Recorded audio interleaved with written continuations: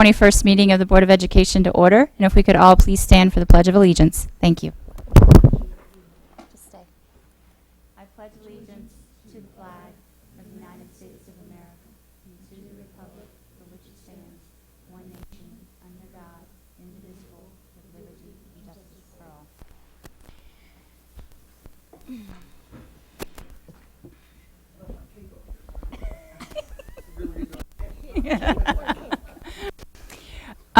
Before we move into our formal agenda for the evening, we do actually need to take care of one little minor piece of business.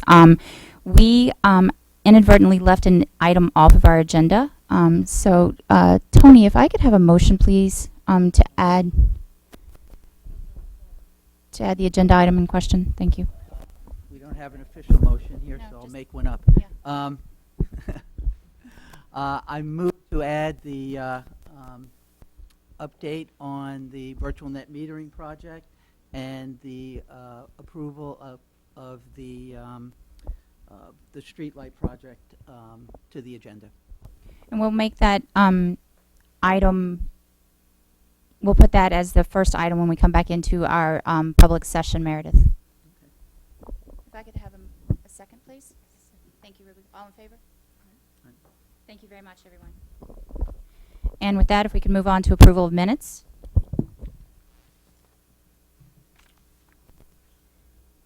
We have 3 dates. Need a motion? Yes, please. Move that the Weston Board of Education approve the minutes from the September 23rd, 2019 executive and regular session and October 7th, 2019 budget workshop. Thank you. May I have a second? Second? Thank you, Tony. Any comments, edits, revisions? All in favor? Great. Thank you. Oh, sorry. And I skipped right over what we actually have quite a few people in the audience for today. So for those of you that have been in Weston for a while, tonight we are taking a moment to honor the service of the woman sitting to my right. Ellen Usinoff has been a member of this Board of Education for 20 years. When you think about the time and dedication involved in that, it is just truly a miraculous moment. You have mentored many of us sitting around this table and many people sitting in the audience. So as part of this recognition, this is not our public comment. This is a part of the formal recognition of Ellen's service. I would invite any of our administrators, any of the former board members who happen to be in the audience, any current board members, school administrators, if you would like to say something to Ellen about Ellen, keep it, a couple minutes, but please feel free just to let her know how much you love her and how much we appreciate her service.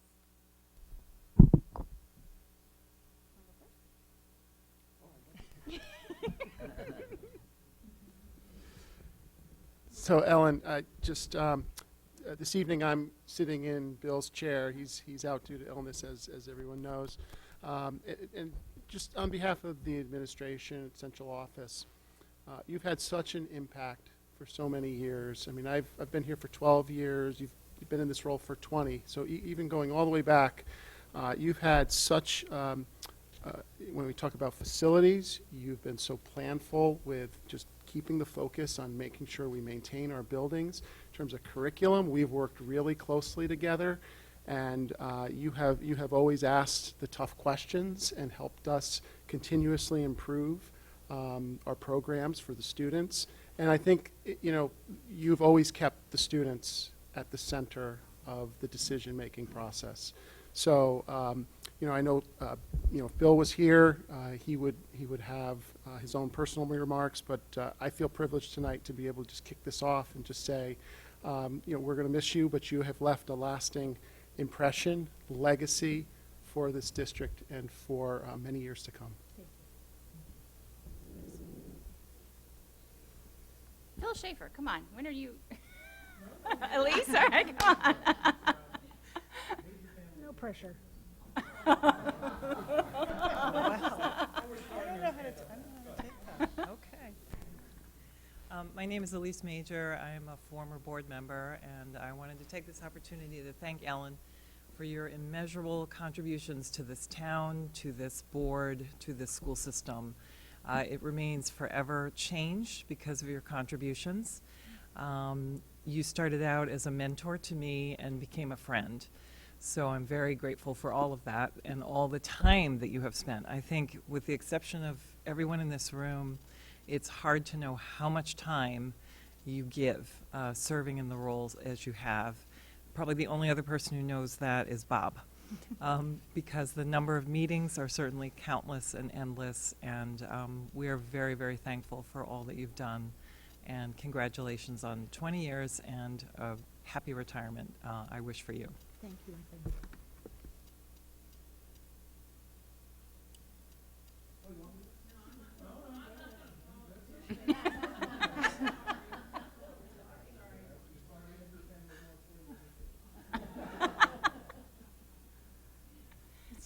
Tough crowd.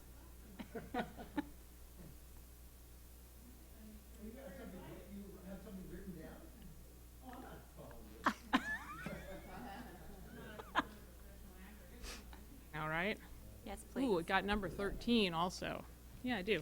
So I learned how to use the microfilm machine in the public library yesterday. I did. I managed not to burn the film, but it gave my eyes quite a workout. In any event, because I wanted to go back to 1999, which I did. But anyway, I'm only going to give you one tidbit, from there, and that is that in 1999, when you first ran for the Board of Education, you received the highest number of votes with 1,539. So anyway, that was my tidbit of history. And then I was going to have a top 10 Ellen list, but there, well, I was going to, but then there were like so many. I mean, just from our 8 years together, there are just like so many things that it was very hard for me to just even put together something like a top 10 list with everything that you have accomplished over your 20 years on the board. So just a couple of other statistics. There have been, if I counted correctly, that you have been here when there have been more than, or at least 8, I should say, superintendents, including interim superintendents, and the amount of time that's involved trying to keep the board, functioning as a very effective board and learning different superintendent styles, and also just the interview process is really extraordinary. People have already mentioned facilities, so you lived and breathed the building of the Weston Intermediate School, and of course various other major changes around campus curriculum. Ken Craw's already talked about that. Personnel, of course, already mentioned superintendents, but obviously there's been other changes over time. Contracts, just the amount of time, the multiple rounds of union negotiations with 3 different unions, as well as the different administrator contracts, budgets, 20 annual budgets, and what that entails in terms of what you need to do as a chairperson in terms of presenting the budget and appearing at the annual town budget meeting, the strategic planning, and if I also counted correctly, there have been at least 18 changes in Board of Education members over the 20 years. In any event, all in all, your years-long dedication to the district is unparalleled and remarkable for the support that you have given the administration, faculty, staff, and students, your committee work, and your work with other board members and members of the community. The hours invested are innumerable, but the results are tangible and they're visible. And I am just so honored to have shared the 8 years that I did, with you on this board. It really was an extraordinary time through, the good and the bad, but, everything always managed to work out. And I just want to thank you from the bottom of my heart, and best wishes for your time ahead with your family, and you're going to be deeply missed. Thank you. Thank you very much. That's very nice.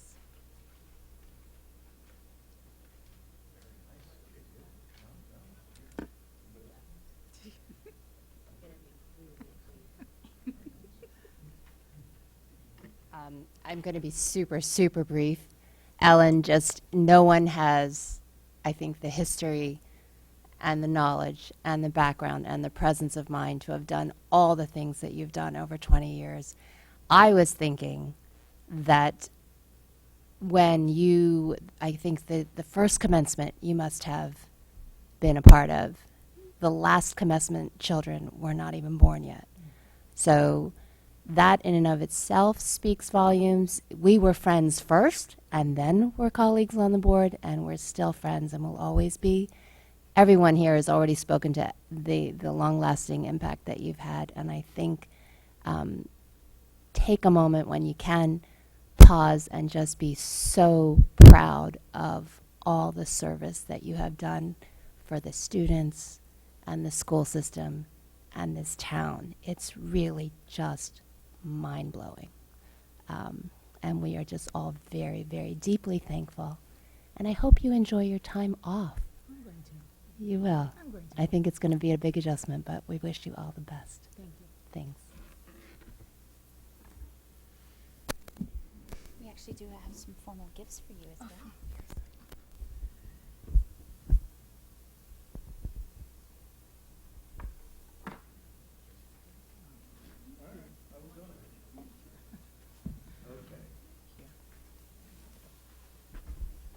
Oh, lucky 13 it says on the mic. That's wonderful.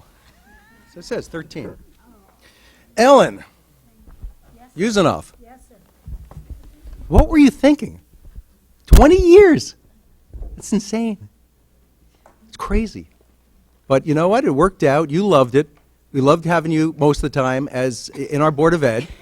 We've had our ups and downs. That's fair. But overall, I have to say I really did appreciate the time I spent with you. I appreciate your candor, your tenacity, and your love of the school system, of the town, of the kids past, present, and future. And it showed. And it really made a difference for this town. And I can't believe it's been 20 years. It's just, you know, I spent almost into my 15th year working with you. And the bottom line is I'm pleased. It was wonderful working with you. And you did some great stuff in this town that will have long-lasting effects. We did some great stuff. Everybody here, that's the whole beauty of this thing. It's not just one person. It is. It's 7 board Everybody members, working but the together. continuity was huge. To have board members stay on rather than coming and going, you know, every 3 minutes, because you really do need continuity to understand how a school system works, how it affects the town, how it affects the students, obviously budgetary constraints, working with the Board of Finance, working with the selectmen.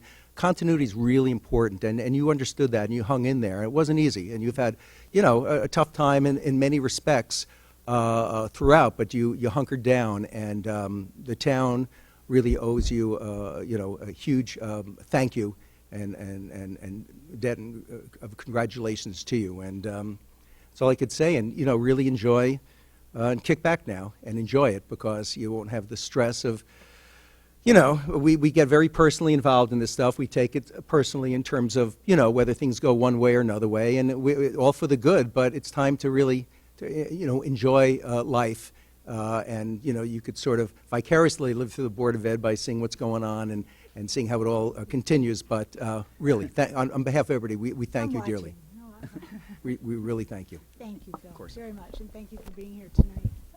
It means a lot that you all are here. Would any of the current board members like to say anything? Yeah. It's been a pleasure serving with you over the last couple of years. You know, the impact that you have on the district and the town is going to be everlasting. And personally, there hasn't been a decision that I felt that I needed to make without getting your perspective, really valuable perspective. I think you brought a perspective to this board that none of us have as newer members, and that'll really be missed. And so thank you. Thank you for everything. Thank you for the mentorship. Thank you for the contribution you've made, and enjoy your time off. Thank you for the friendship. Appreciate it. If you make me cry. I'm going to start crying. No, I think just I agree with everything that everyone has said thus far in terms of the enormous impact and the wealth of knowledge and just your huge heart. But I think before I got on this board, I watched you from afar. And the one thing that you've always had is just beautiful grace sitting up here. The way that you conducted yourself, the way that the decisions that you've made. So thank you for that, because I think sometimes as Phil has said, we get very personally involved and emotionally involved, and so to remain graceful through it all is something to be admired from afar. So thank you.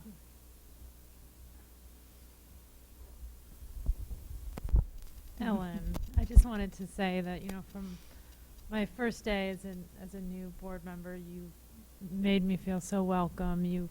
You've met with me, you've taught me and mentored me and spent countless hours going over things with me and helping me get adjusted to this large role. And especially as you were preparing to not be in that role, the fact that you would give so much of yourself to me, I will be indebted forever, and I will remember that always. So thank you very much. You're welcome. Thank you. I think of you as not just a role model, as someone on the Board of Ed, but in the community. I think, your contribution is, it spans so much beyond, the schools district and really into, how philanthropic you've been and how you've, managed to really, create change in this town. It's just been extraordinary. I thank you for everything you've done for me. I wish that, we could just spend a lot more time together. I think, you're extraordinary in so many ways. So you've really been a role model. Thank you. Yeah. Thank you all. And with that, if I could please have a motion. Move that the Weston Board of Education recognize Ellen Usinoff for 20 years of outstanding service to the students, families, and staff of Weston Public Schools. May I have a second, please? Thank you, Ruby. Any further comments or discussion? All in favor? Aye.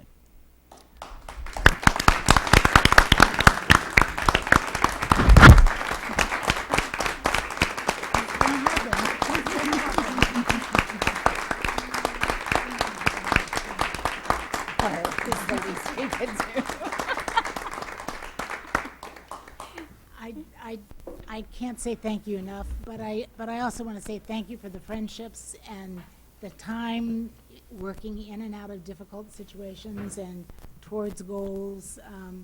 It's really, I think, second to having my own children, this has probably been the greatest honor of my life.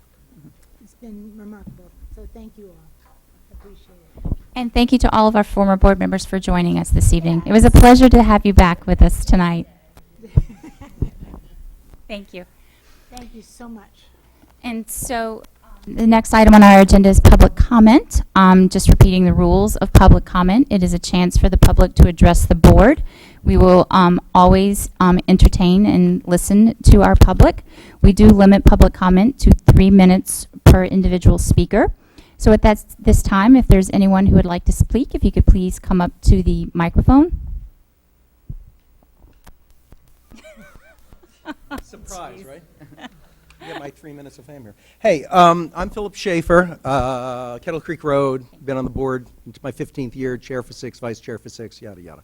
Hey, so 2 things. I was going to rag on the website, but I'm glad I spoke to Dr. Tunsk, Craig Tunsk, and found out that is been in the works for a few years. We're going into the test phase of a new website, both for computers as well as for smartphones. So that's huge. So my whole little tirade about that is off the docket. So Craig, thank you. It's a big deal. It really is, and it's long overdue, but better late than never. Very, very important. So thank you. It really has to do, again, with communications, marketing, branding, all the above. So thank you. And hopefully that'll be live, we think, perhaps July of 2020. So thank you. Great. The second thing I do want to urge the Board of Ed to look at, it's de minimis, I think, in terms of money, is, and again, it goes down to marketing and communications and so on. We don't have a Weston Forum anymore. That's long gone. We have the Weston Today or whatever it is, which is nice that Ted Kraft runs. In terms of the live streaming and the tape streaming, it's horrible. And I believe we have HD cameras for security throughout the system, which is well needed in these times. But I believe the cameras, unless it's the transmission, which I don't think it is, in this room are, I watch it, I think I'm going blind. It's horrible. And there's always been a low-level hum. And this is 4 years after, or 3 years after I left the board. So please, administrators, board, when you start considering some monies funding for the 2021 budget, look into the costs of replacing the cameras in here with high-definition cameras. Find out why you get a low-level hum. And you guys work very hard, the students here, student reps, all the board members, administrators. We should be able to hear you clearly. Obviously, you have to hit the green button. There shouldn't be any hum. And it shouldn't be where everything's blurry, where it looks like some weird police thing from the 1960s for some crime or something was committed. It really should be state-of-the-art in terms of seeing board members that it's clear, and administrators when you have your monthly board meetings, your workshops, whatever. I can't believe it would be much money. But please, someone look into it, because I think it's well-deserved for the town, for everybody in here that spends their time communicating during all of our meetings in the administrators' workshops. I was just watching something, I don't know how old it was, I think it was Ken, was doing something. I couldn't even read the screen. You know, when you have the screens up there, it's just all blurry. So it can't be much. Please spend some money on it so it's real quality for the streaming that we do for all of our board meetings. I would appreciate it. I think the town would too. That's it. Thank you.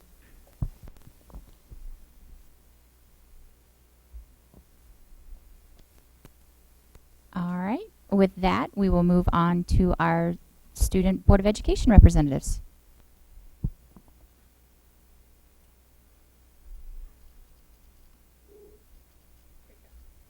Hello, everyone. Thank you for welcoming us back. Again, I'm Chelsea. I'm Graham.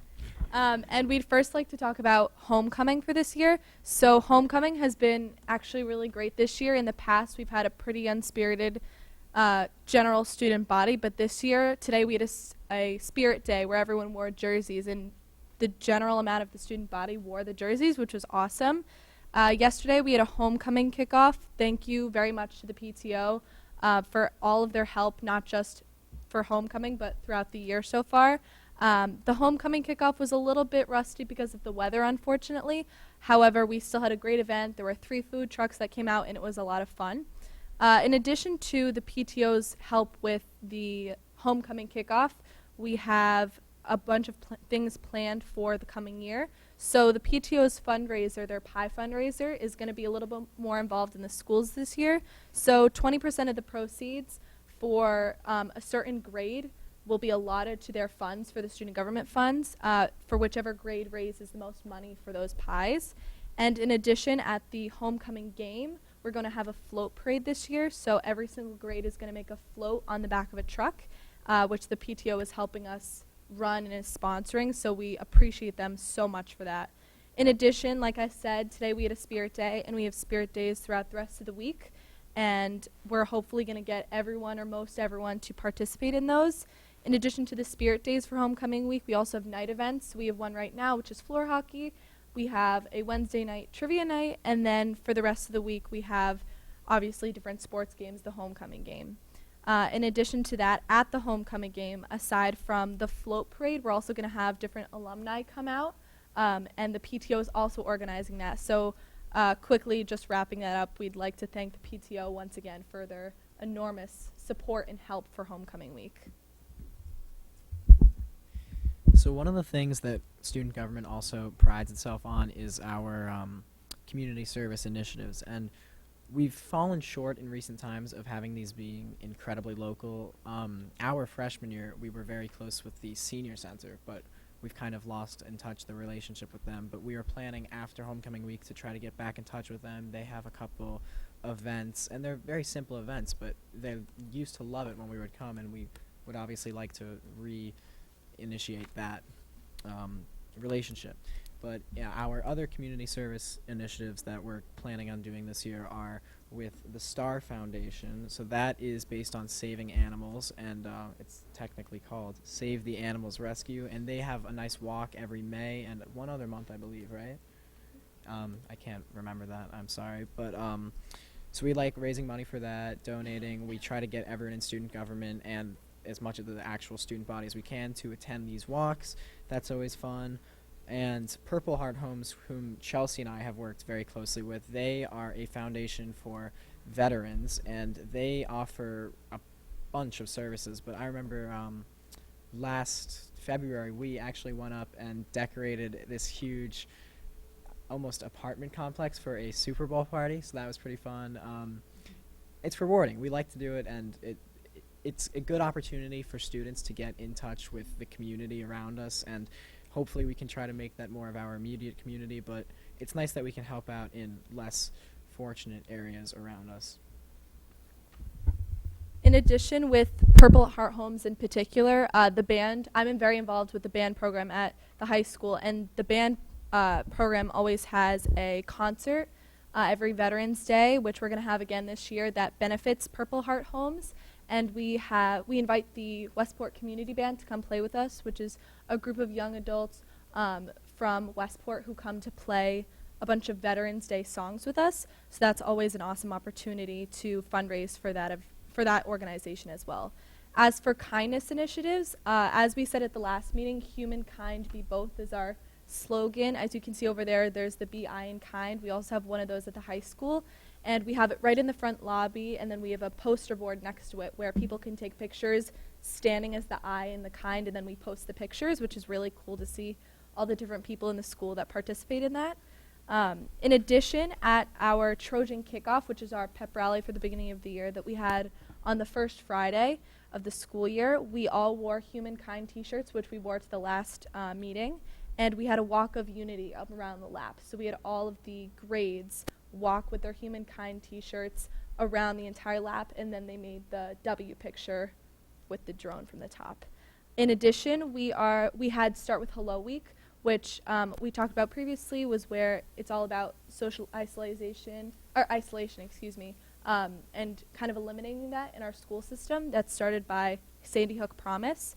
And in addition with Sandy Hook Promise's idea with Start with Hello Week, we're going to have 26 Days of Kindness in the future, as we always do. In the past, we've had a pep rally, we've had music, a speaker come, and we really want to reinforce that idea of not only essentially a memorial service for those we lost in Sandy Hook, but in addition to kind of spread this idea of 26 Days of Kindness doesn't have to be designated to that specific 26 days. It extends into our school beyond the school year in the summer, and etc. In addition, we have advisory at least once every month. So this is where our grades get together in different small groups, and we talk about different ways that we can be mindful or kind throughout the school year. So I know we just had one recently where we talked about mindful breathing, and it sounded silly to a lot of us at first, but it was actually really calming and showed a lot of us that the stress of college applications and kind of being in such a elite school system where all the students work so hard that it's okay to take that time to sit and breathe and think about how all of the good things that we're doing and all the studying that we're doing is going to benefit us in the near future. Yeah. And aside from our kindness initiatives, one of our more recent things was, I'm sure you all know of the Chinese delegation that visited us, and that was very successful, I would say. So it's always a fun opportunity to get to immerse ourselves with a completely separate culture and learn about other ways of life, and it's very interesting to communicate with people that we normally wouldn't get to. So one of the better moments of it was when they first arrived, we held a small gathering ceremony. We had Weston's a cappella club come, and that was very successful. It was fun to hear them all. They sung Build Me Up Buttercup and some others that I can't recall. I personally got to speak to them in Mandarin for a bit, which was kind of fun before I ended up potentially making a fool out of myself. And Chelsea helped me on the English side. And we showed them other things like of Weston High School culture, like the morning announcements, which we've been making a much greater effort to play every morning. We've actually been going on the announcements, not us personally, but the students in student government. We take rotating turns where every Wednesday, Friday, and Monday we say, if you please turn on your announcements so we can get all of our everything. It's mostly sports teams and spirit weeks, but I think it's actually been very helpful in increasing school spirit. I've personally attended a lot more school sporting events than I ever have in the past 3 years combined. And yes, Chelsea has one more thing.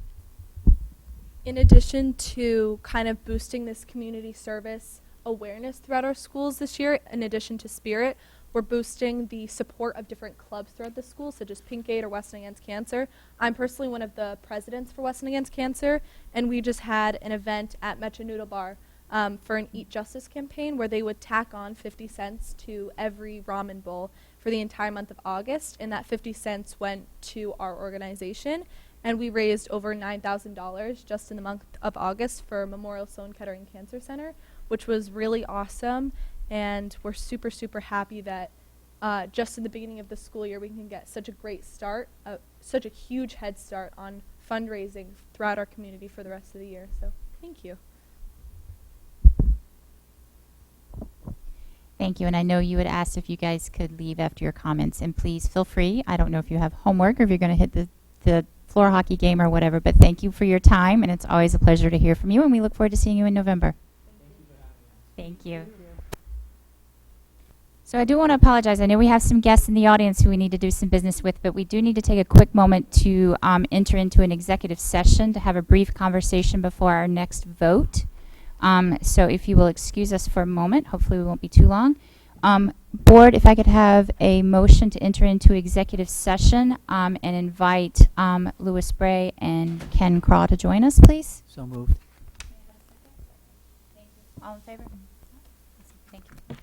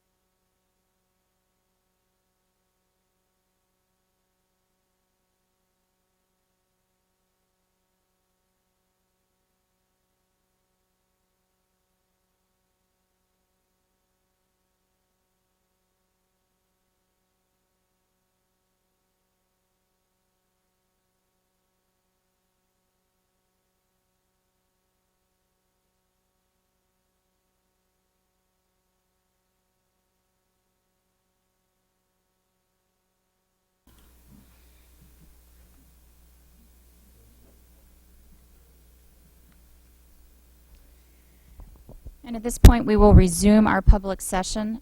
Meredith, just an administrative point.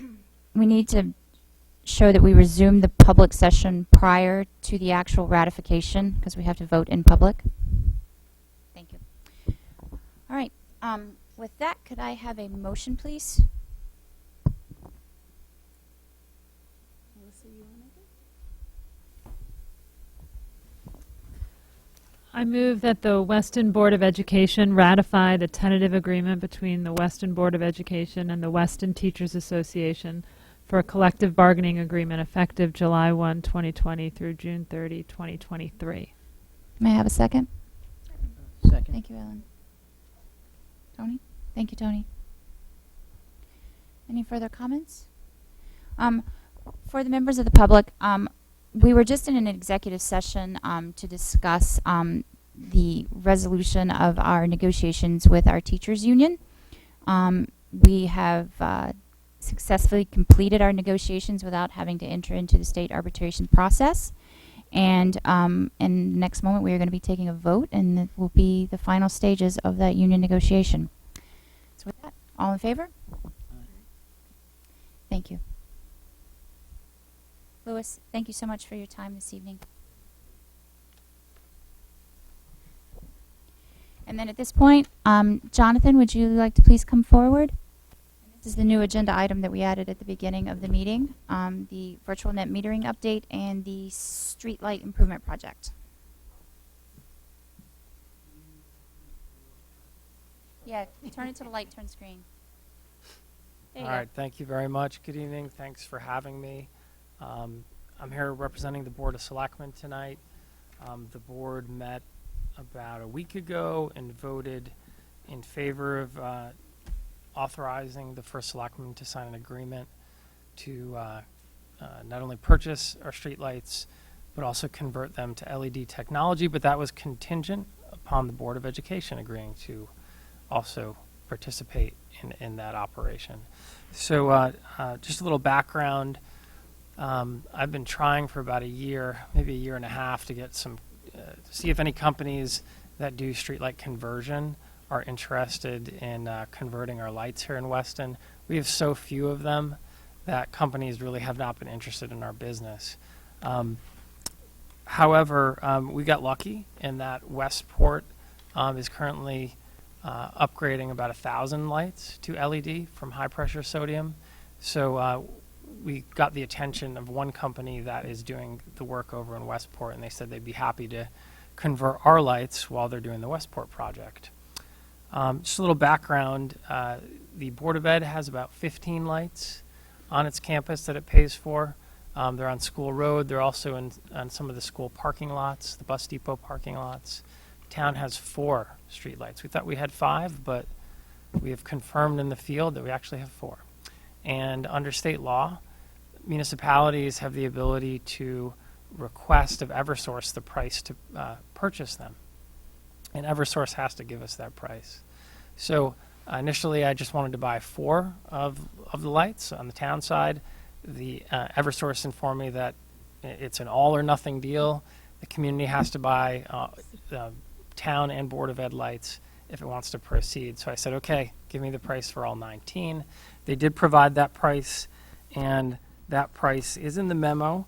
Eversource gave us a price of $16,568. It's going to come down a little bit because, as I said, we thought we had 5 lights on the town side. We only have 4. Our 4 lights on the town side, by the way, are like scattered in random places all throughout the town. I can't really understand how it came to be, but there's one like on the Westport border. It's a mishmash. Real Term Energy, that is the company that is interested in converting these lights to LED, gave us a proposal of $13,934 to upgrade them after we acquire them from Eversource. It makes for a total project cost of $30,502. We would likely get a rebate of $3,483 from the Connecticut Energy Efficiency Fund. So the total net cost would be $27,018. There's no money in the budget to purchase the streetlights from Eversource or upgrade them to LED. And that is where this account comes in on the town side that under state law accumulates funds based on transactions conducted in the town clerk's office. It's whenever there's a transaction done, a few dollars go into this fund. It must be used for capital projects. And we have not used it on the town side for years. And interestingly enough, it has about $27,000 in it. So the proposal from the Board of Selectmen is for the town to take the $27,000, purchase not only the streetlights from Eversource, but enter into an agreement with Real Term Energy to upgrade them to LED. And the only expectation is that if the school district saves not only on the streetlight project this fiscal year, that those savings would be given back to the town. We would put back into this fund. And also, if the school district saves this fiscal year on our virtual net metering project, that also those savings would go back to the town, so we could put it back into this fund to do some other interesting projects that we have planned. So you have in your packet an estimate, a cost-benefit analysis from Real Term Energy. So this isn't big savings year to year, but I think if you look at this over a 20, 30-year time span, it is significant savings. As a school district and a municipality, we pay a standard rate for electricity right now through the Eversource. Eversource makes its rate case to state entities, and they approve the rate that we will pay. Once we convert to LED, not only will the electricity usage go down, but also our rate goes down. So that's why we have savings projected. The savings projections that are shown on the Real Term Energy spreadsheet do show electricity savings and also dollar savings, and that is between town and board combined. So if you look at that page, it has the Real Term Energy logo in the upper right-hand corner. You will see the project cost, the incentive offset, the net project cost. They're even factoring in the utility acquisition cost for a total project cost, including acquisition of $27,018. It's anticipated it's a 6-year payback period for that. And again, that's town and board together. Now, there's a little bit of time constraint on this because when Eversource gives us their pricing, it's good for 6 months. So we have until about mid-November to commit to Eversource in terms of saying, yes, we want to purchase the lights and going ahead and purchasing them. And Real Term Energy is also a little bit in a hurry to get their project done because they are starting their Westport project in November. If you agree tonight to go ahead in this venture with the town, then I can say safely, based on my conversations with Real Term Energy, that we will have the lights installed by January 1. I mentioned those savings from the virtual net metering project. I'd like to give you some background on that. This is not the first virtual net metering project that the town and school district, I should say town and Board of Ed, excuse me, have ventured into. About a year and a half ago, we had a unique opportunity to collaborate on a 2-megawatt project, and that was with a company called Alco. And I'm happy to say that the projections that we made and the estimates that we put forward in terms of savings have come to fruition. So that is really good news. And we liked it so much that we decided to seek out a second opportunity. The second opportunity is something that the Board of Ed has already agreed to and the superintendent has signed off on. And you have some pictures in your packet that demonstrate that project is already begun. In fact, we're very confident that it's going to be up and running and generating solar power by January 1. So that is great news. We could only take so much out of this 1 megawatt. Weston's taking 31%, Wilton's taking 69%. And the reason for that is we took so much energy with the 2 megawatt deal. It's just not prudent to take so much more from this next 1 megawatt deal. We don't want to get into a situation, these are 20, 25 year deals total, that we achieve some great energy efficiency 10 years from now or 15 years from now, and then we're obligated from buying more electricity than we actually are going to use. So you do have some estimates as well in terms of what that will save you in terms of electricity costs. Those are the last two sheets, I believe, with the highlighted yellow columns. And the bottom line is, if as far as the streetlight deal goes, if for whatever reason the streetlight conversion takes place on June 15th, or the virtual net metering solar project does not get energized until June 29th, there's no expectation that the Board of Ed would contribute anything toward the streetlight project. So that's something that was made very clear at the Board of Selectmen meeting. All members of the Board of Selectmen understand that. So really, the maximum amount of contribution that could be made would just be whatever the costs are, the final costs for streetlight acquisition and conversion. If we could ratio that out between the 15 lights on the school district side, the 4 on the town side, that would be the total amount that the district would pay back. And again, that's all dependent on achieving savings on these two projects. Questions? Yeah, maybe for the benefit of everyone, just talk about the authority that the superintendent has to sign off on the second virtual net metering deal without it having to be approved by the board. Well, when we approved virtual net metering as a concept, Right. we agreed that this was going to be like a normal practice for the district, and so by that point it becomes like a business operations matter. It's not an oversight matter that we would be engaged in at that point. Yeah. No, I That's- just wanted to make sure it went through committee. I just wanted to make sure everyone knew that this was basically this was part of an ongoing virtual net metering project, and it didn't necessarily have to go to the board for reapproval. And then just to make another point, the RFP process, Westport went through a robust RFP process to determine to use real-term energy, so we're piggybacking on that work for RFP work. That is correct.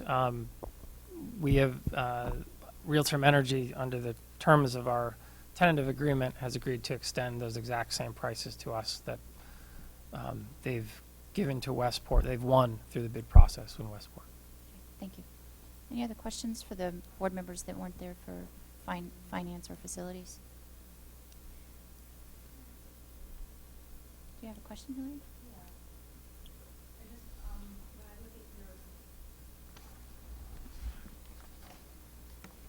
When I look at your sheet, the real-term energy sheet, quantity of Cobra heads is 13, quantity of floods other is 7, so your total is 20? Yeah, the discrepancy is we did a field walk recently on the town side and determined that we actually don't have 5 lights, we have 4. Okay. So that's why I referenced 19. Okay. The numbers need to be updated Okay. to just reflect one less light. And I was going to send that same person out to walk your grounds today, but she said, I think I'll come back on a day when school's not in session, so school security doesn't ask me what I'm doing, walking around looking up at the street poles. County street lights. And so then just to summarize, the cost for real-term energy, we would be hoping to pay back 15/19ths of that out of the savings from the new virtual net metering deal that's coming online. And as Jonathan has said, if something goes wrong with the virtual net metering deal and we don't generate the savings during this school year, we do not pay back that 15/19ths for the upgrade of our lights. And the payback period for this investment is approximately 6 years. That this investment will pay itself back to the town. So this is a win-win for everybody, in my opinion. So. I mean, aside from the financial savings, we think it's going to be better light and that Yeah, the much fixtures better will be much more reliable. All 19 of them. And also, Mike Del Mastro spoke about the improved maintenance on the lights, because right now these are owned by Eversource. So if we have a light bulb go out, we can be waiting for weeks to months or more to try to get a bulb replaced. This contract includes maintenance, so we will have much more of a real-time response to the maintenance of the lights as well. Any other questions, guys, for the ones that were not in committee? Right. Mr. Motion Man? Yes, okay. Motion to approve streetlights. Yeah, okay.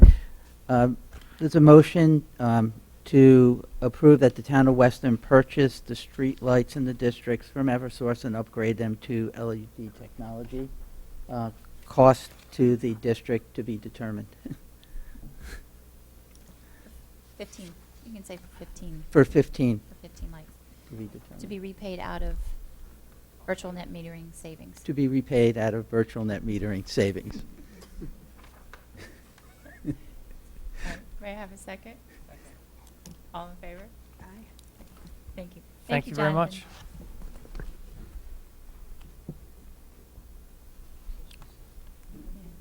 Thanks, Jonathan. Ken, agents in progress. Great, thank you very much. And I have several curriculum leaders who've been waiting patiently in the audience who will join us for this agenda item for the end when there are any questions. Also, we have the principals, Patty Falber and Dan Doak. Mike Rizzo will be able to weigh in. I also see a former board member, Les Wolf, in the audience. I don't think he's here for gauging progress. He's here for probably acknowledging. There's still cake. So I'm going to jump in with really just the high level on this report. You've had the report for the past week, and I think the real value is the give and take around the questions, and I have several members of the team here tonight. And some of this was reviewed at curriculum committee based on a couple of the memos that I had written regarding smarter balanced assessments and the school day SAT. But just to highlight briefly, first, this is the first of two reports you're receiving. This is the one on the state mandated assessments. You'll receive a future report next month. I'll be joined by Meredith Starzik and Lisa Diorio from the high school, Lisa Wallach from the high school, and we'll go over the class of 2019 results regarding college admissions, as well as their SAT, AP, and ACT results. So that's the second half of this. You see in here we're really focused on very limited number of measurements. In our district, we don't define one student and their progress based on one particular score, but this information does inform us as a system. It tells us how we're doing in certain areas, but we look at it in combination with other measures. So multiple measures is how we approach student learning in terms of how our students are doing. And on page 2 of this report, you see a pyramid that outlines all the different kinds of assessments that are used to look at student progress, look at how we're doing in terms of curriculum and instruction, but there are different levels of this, and we're really just looking at that top of the pyramid, that yellow portion, those assessments, those summative, state-mandated assessments. The ones that the teachers find most useful are really the ones that are happening every day in the classroom. So I just wanted to provide that context at the outset. And then the way this report is outlined, first we have the smarter balanced assessments. We look at math and ELA results. Then the school day SAT is the second section. And then because the smarter balanced assessments and the school day SAT do not include writing, we have our own internal assessment for writing through our 8th and 10th grade writing portfolios. So here we have information on ELA and math within this report that gives us a place where we can look at how students are doing. So in terms of some of the bright spots that we saw, because we made some very strategic moves last year, particularly in the 5th grade. We put in a new teaming approach in 5th grade where teachers either focused on reading and writing or math and science as their primary subjects they were teaching, so it focused their planning and focused their feedback to students. We see some very strong gains in those areas. So in 5th grade math, 83% of students made goal, and in ELA, 82% achieved goal, which is levels 3 and 4. That was great. And in I think a couple areas that we really are looking at this point. Grade 7. Let me just back up.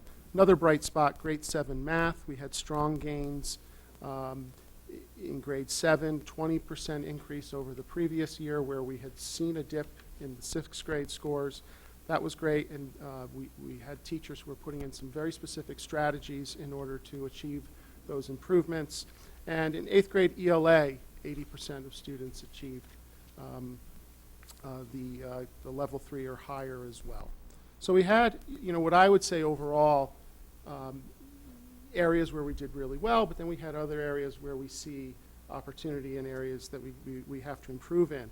Probably the biggest one in particular are our grade 6 math scores. We've seen 2 years in a row where those have underperformed what we would expect, given the curriculum and the work that and actually scores in other areas like our MAP assessments that we use.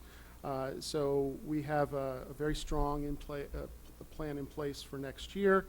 Teachers are working on so that we ensure that we get those scores up and students improve significantly, because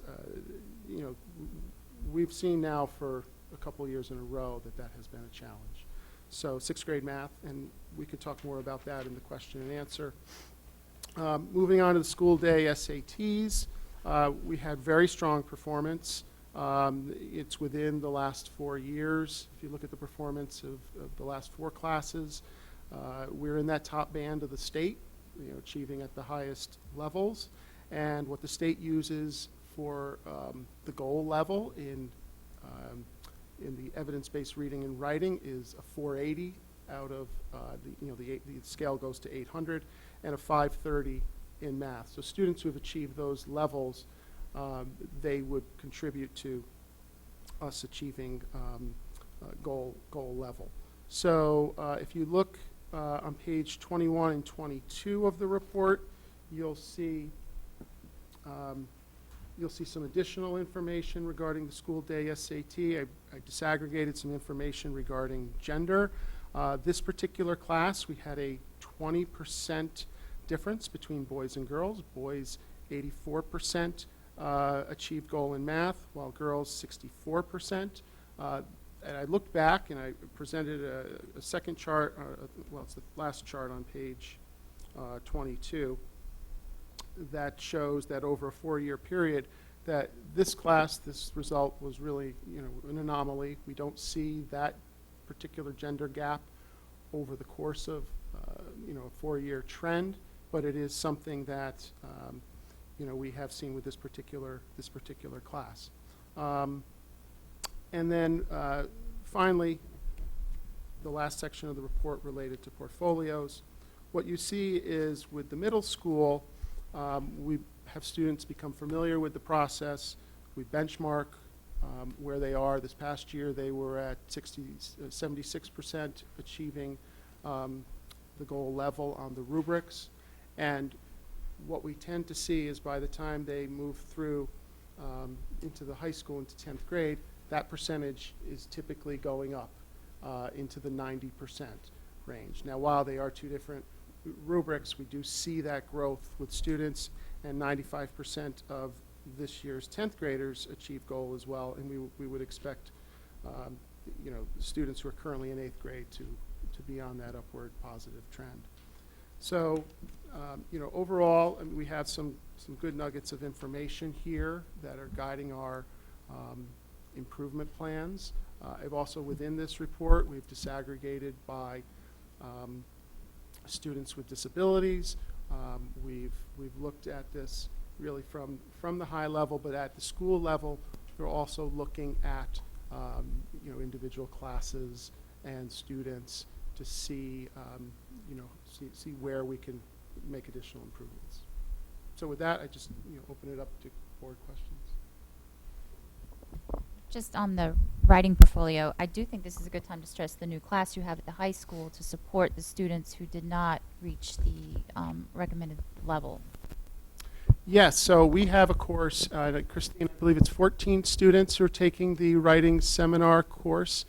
For students who need a little more support achieving the standard on the portfolio, 10th grade, we benchmark where they are, and this semester course students take, they get additional help with their writing. It helps them with some of the writing that they're currently having to do in their current classes, and we help them achieve that standard, which is a graduation requirement now. So you have to, it's a graduation requirement, you have to pass the standard on the portfolio. Are we into the question and Yeah, answer why don't period? you, Okay. curriculum leaders to come up to the mic there. Just the,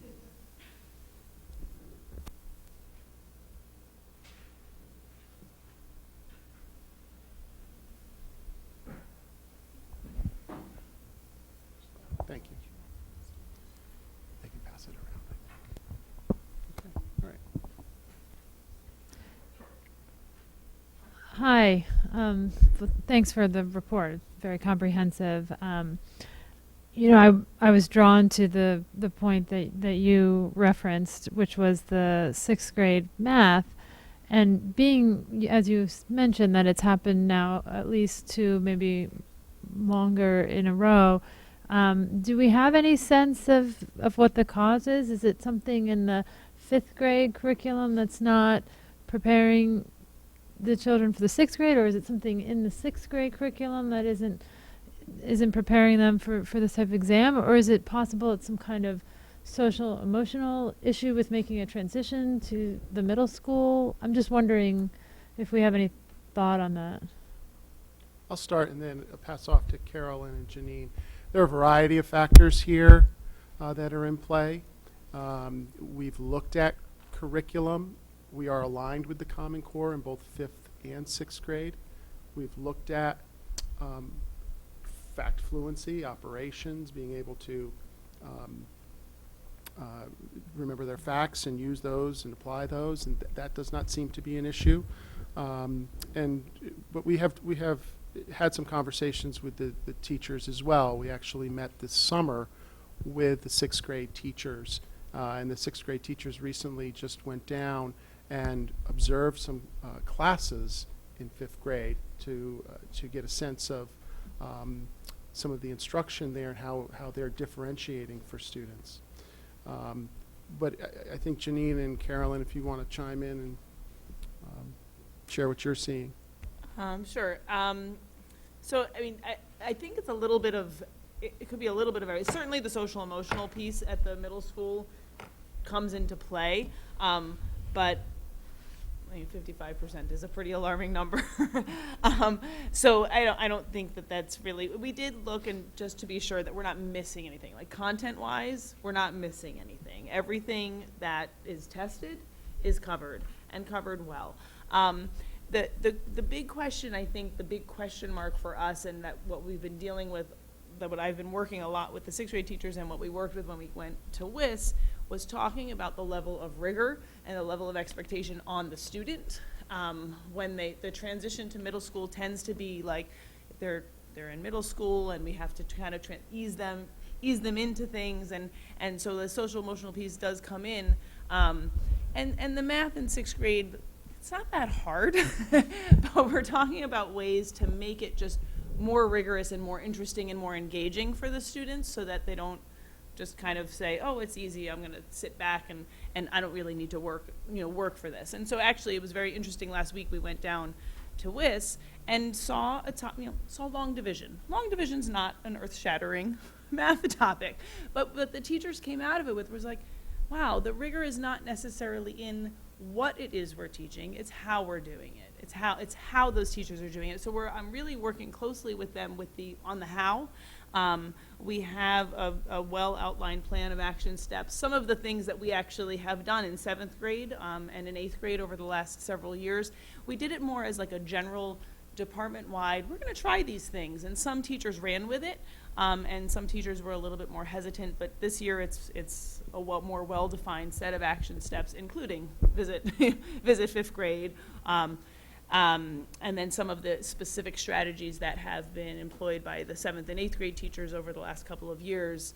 They have a well-outlined plan, so that's kind of the steps we're starting. So there's not really I think there's a little bit of everything going on, and we're trying to kind of to figure out where the root of the problem is.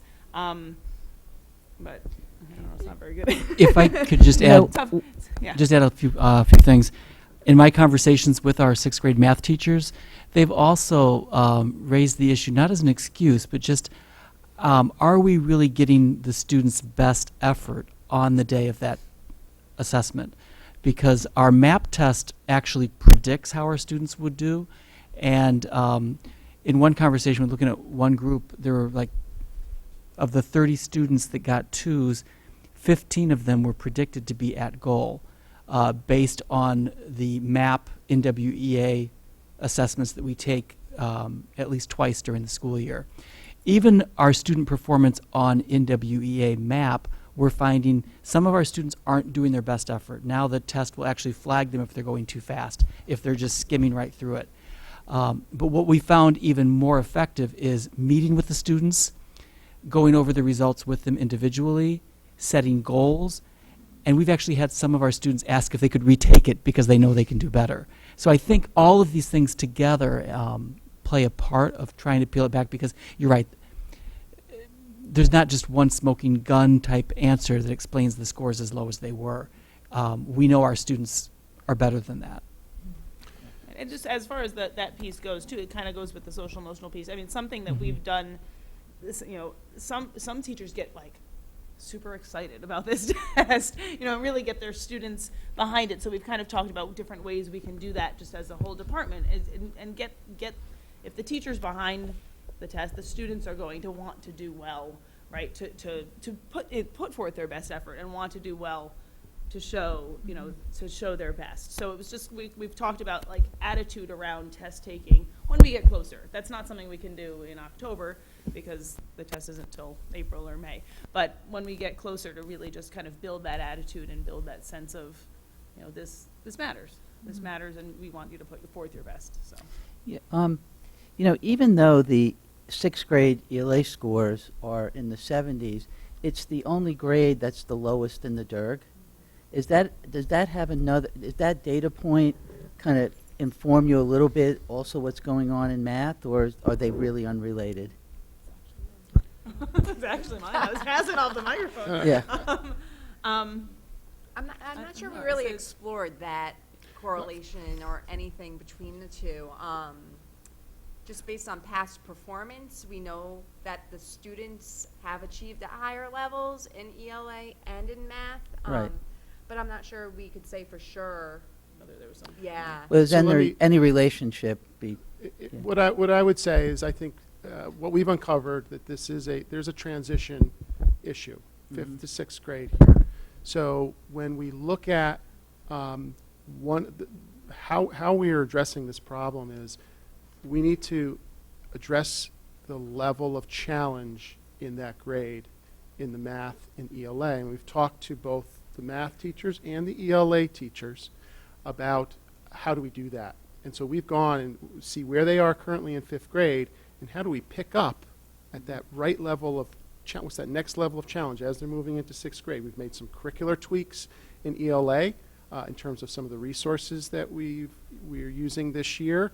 And that teachers have bought into that the level of problem solving in math, the level of analysis and work in 6th grade ELA, to raise that. And with that goal, we've given the teachers the clear path to how you go about teaching to that. So in math, we have strategies. ELA, we've identified the strategies. We've met several times with those teachers and checked in to support them. And it's about you know, a lot of times those transitions can be very challenging, whether it's 2 to 3 or 5 to 6 or 8 to 9 can be very challenging, so you have to have a lot of articulation. Other than supporting them, is there, along the way, are there any sort of other measures to indicate whether you're on the right track or not before you actually get to the Yes. testing? Do you want to speak to those? Sure. It's mimicking a lot of what Dan was talking about with the MAP testing. We realized that our teachers needed a bit more training in understanding how to use the MAP tests and how to understand them to set goals in an ELA for our students. And through a lot of this data analysis, we're realizing a lot of this information could be used to inform our practices when it relates to good instruction, which is just something that's being tested on the SBA. So there's a plan in place. We're working through it. We're realizing that we could definitely be better. But I have to say that the work we're doing and the teamwork of the teachers, we realize this is important, and we're doing what we could to make sure that we're supporting students as best as we can.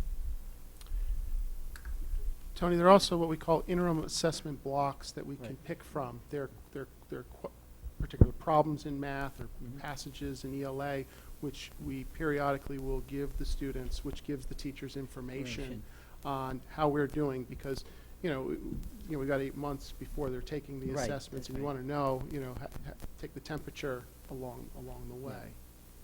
Yeah, it's one thing we talked about, I think, in curriculum, which was coming back at some point, getting an update on where we think we are. Yeah. And we can do that. So seeing that the scores are 2 years consecutively now have been low in the 6th grade, and even just speaking to a few parents and hearing from them that they've already hired tutors for their child at the WIS level, is there an opportunity maybe through the WILE program to offer after school math assistance or math tutoring in WIS only? I would like to just kind of just take the first piece of this. When we look at the SBA, we're looking at one measure, and other measures that we have, like the MAP test, show that our students are achieving those Common Core standards, and so are being successful. So when I hear that parents are going out to get tutors, if it's specifically for SBA, you know, I think we can do better on this assessment. That's the message we've given, you know, and been working with our teachers. But we have to keep in mind that one assessment's not the end all and be all. That this assessment asks questions in very different ways. It's a heavy reading component on this particular assessment when it comes to the math side. And so I think some of this is familiarity of our students with those kinds of questions and approaches. Dan, did you want That's what I was going to say. I was going to go back to what Ken said earlier. These interim assessment blocks that are available not only inform teachers how students are doing and help them adjust their lessons, it also helps students become familiar with the types of questions being asked and the tools that they're expected to use in that testing environment online. So I think there's that familiarity, but to echo what Ken has said, we have evidence that it's not a gap in skills and content or in curriculum.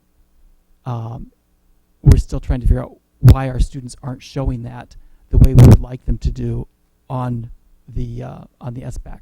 But they start the SBA in 3rd grade. So they familiarized themselves in 5th grade. That's their 3rd year in the row taking a test like this. So I don't know. I don't know how much I believe that it's unfamiliar to take a test like this, and therefore the results are what they are. I would just say, and I can leave it at this, just be open to maybe hearing feedback for some parents, because if there's a need out there and they're already searching for tutors outside, it could be something that sets us apart from a district perspective to offer this type of tutoring, maybe through a WOW program after school. So I can leave it at that. My other question has to do with homework. I know, Ken, that you are going to be doing a homework study and understanding kind of comparing us to the DIRG and what's the right amount, et cetera. Are you breaking that down by reading versus math? Or are you just doing it in total? We will, the regulations will lay out the amount of time for homework as a whole and also breakout reading. And breakout reading, Yes, okay. we will breakout reading. So my question is just, are you teaching to the test? No, we are teaching to the standards. We're teaching to the standards, the Connecticut core standards in math and ELA. In science, it's the next generation science standards. We obviously, at another time, we'll talk about the science results when we fully have those. But no, our focus is on good instruction, good teaching and learning practices. And, but there is, I think with any assessment, there is an obligation to make sure our students are fully prepared and understand how they're going to be assessed. The language of an assessment, they should be, familiar with that as well. So like, what's the difference though between what you're teaching to and the test? Ginny, it's not the content. It's not, so the content is dictated by the state standards. The test, what's different about this test as opposed to past tests like the CMT, is the way they ask the question about the content. So the question might be asked in such a way that says, instead of solve this equation, it'll say, choose all possible equations that have this solution. So it's the same standard, right? I just asked a question differently.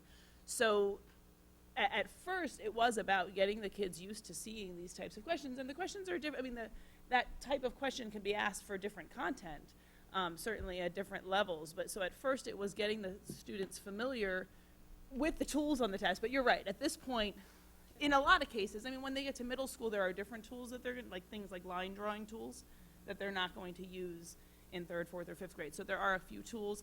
There's like a calculator tool. I don't know how much of a calculator they use. So there are certain tools that they'll use in middle school that they're not going to use at WIS. But it's more the type of questioning as opposed to the what. So the what is what it is. The what is our curriculum. It's more in the how, and the how things are addressed and how we ask the questions. And so we've started to just ask questions differently instead of solve this equation. We've started to be more open-ended, I guess, about the way we would ask that question. Hi, my name's Alex Bluestein. I'm the English Language Arts CIL at WIS. Those of you who have known me a little while know that I would never allow teaching to the test to happen. I'm very much against that, but I do think that we owe our students some instruction on how to approach questions that are asked in this kind of unique way, because they are asked in a unique way. And especially at WIS, you're starting with 3rd graders, they're young. We owe it to them to teach them that when a question asks you this is what that means, and this is what you need to do in this environment, right? It's not an all-year kind of a thing, but they do need to know that. The other thing that we found last year when we started really looking at the test vocabulary, I will call it, is that the test refers to things we teach differently. So for example, we teach kids main ideas. The test may refer to them as main ideas, central ideas, or there's another one. No. There are 3 different ways, I'm sorry, it's late. There are 3 different ways that the test may refer to the same one thing that we use as part of our curriculum. So one of the things we've started doing is using some of those terms interchangeably all year, so that by the time we get to April, when students see that language, they know what it's asking them. So I just want to say emphatically, we would never teach to the test, but we do need to teach kids how to approach these very unique kinds of questions, because quite honestly, the only time they're going to approach questions that are worded this way is on this test. Thank you, Alex. Yeah, I just had one other question. When you were talking about the gender gap with that year, is there any possibility of a testing bias or something? Did we look at other districts and see if they have the same, gender gap? Is it possible that there's something else at play with that test that year, or not? We think it's more unique to our district. You know, I haven't gone out and specifically asked that, but we do get a SAT report each year. So for the class of 2019, which we'll be talking about in November, I can see if I'll see if there was a breakdown by other districts, because we do get information about other districts. Yeah, it just seems like a large differential. And I would just couch this with the fact that we're looking at cohort of about 190 students, and you look at the number of boys, number of girls. We always have to keep that in mind. So I've always used, if there's a gap of about under 10%. Okay, I mean we have small numbers, small n for boys and girls. But if you then look at gaps over 10%, is there something about what courses are our students taking, girls and boys, in terms of math? We found out that the number of students taking the high levels of math, they're just as girls as boys, but maybe at that standard level, we're maybe not seeing the level of performance at the same level for boys and girls. So we're digging into this class, but we're looking at this over the course of 4 years, and we don't necessarily have a pattern of this. Nationally there has typically been this, boys have been higher in math and girls have been higher in the evidence-based reading and writing. In Weston, I mean, we've had so many years where it's been the reverse for both of those, and we've seen where it's been equal. So we really haven't had a pattern, but it is something to closely monitor and look at. And I think your suggestion about, did that trend similarly with the SAT in the aggregate is interesting. Anyone else? So these strategies that you guys have discussed in terms of they're being put in place currently this year for grade 5 and grade 6, or are we just kind of altering grade 6?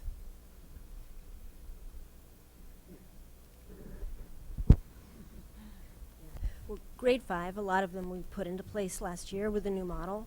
Okay. And that's where you can see the large jump that shows that they were successful. So we're refining them, we're still using them, but from our data, we don't have a big change for grade 5. Okay. But yes, in grade 6, we started last year. We did start last year just by collecting like sample questions and everything like that, and the implementation fell short in 6th grade last year. But I've been using a lot of the models from 7th and 8th grade, particularly 7th grade, because we had a huge jump in our 7th grade cohort from last year, the current 8th graders, but the 7th graders that took the test last year. So we're using a lot of the models from that to work with the 6th grade teachers and kind of just demonstrate good teaching, good planning for teaching, planning for differentiation, and then planning for assessment too as well. So yes, that work is currently being done in full force, certainly with 6th grade, but Great. continuing on in the rest of the middle school as well. Anything else, Board? Ken, CILs, I want to thank you. This report is always an interesting read to see what's really happening down with the detailed level of the curriculum of our students. And I do appreciate you sticking around a little later this evening with the delays with our meeting tonight. So thank you for your time. It's always a pleasure to have you. Also, thank you to our principals for staying for this part of the agenda as well. Thank you. Thank you for your input. Thank you, guys.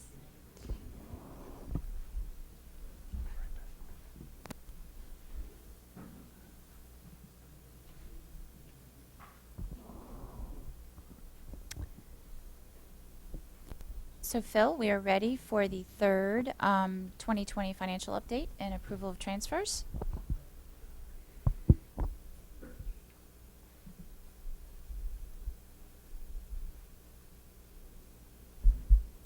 So we have reviewed the quarterly financial for the first quarter in committee, but just with a full board.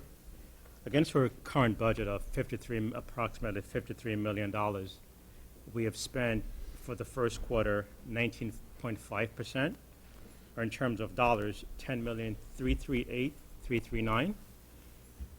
We still have encumbered, as of the first quarter, 74%, approximately 74%, or approximately $39,457,313. We have anticipated spend for the remainder of the year, 6.74%, or $3,578,636. We're currently trending to have a deficit of $300,000 as of the first quarter, which is a slight change from the second report in August, and that's primarily due to a long-term sub that we have, and we do anticipate to have salary savings for that sub to be reflected in the October report. For the quarter ended, we have 6 transfers that were over $5,000. Those transfers are $20,900 to repair the North House sinkhole, $11,900 for a speech therapist, for an increase in FTE for a speech therapist, $7,805 for the refs in the field warning track repairs, $7,000 for a finance consultant, $6,949 for an increase in a high school SPED teacher, and we had to spend our transfer of $5,900 to repair the mid buses for transportation. Any questions? Moving on to the internal service fund, we have a net change in our internal service fund of $123,311.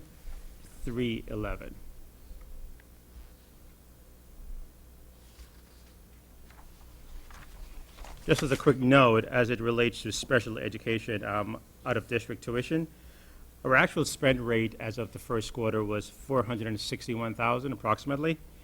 We're still holding to a full spend for the year. It is still too early within the school year to make a determination as to whether or not we will have any savings or not. So we have decided at this point just to anticipate a full spend for special education, out-of-district tuition. Okay, thank you, Phil. Could I have a motion, please?